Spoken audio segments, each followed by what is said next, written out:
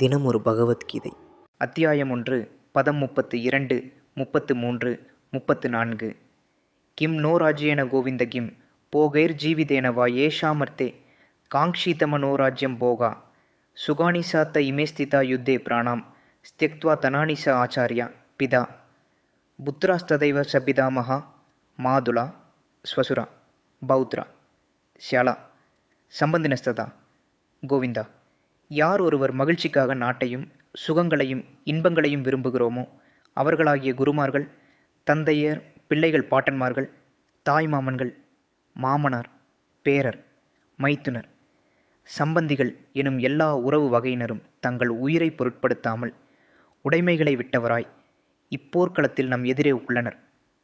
ஆகவே இந்நிலைமையில் நாட்டோ அரச பதவியோ சுகபோகங்களோ நம் உயிரோ நமக்கு எவ்விதத்தில் பயன் தரும்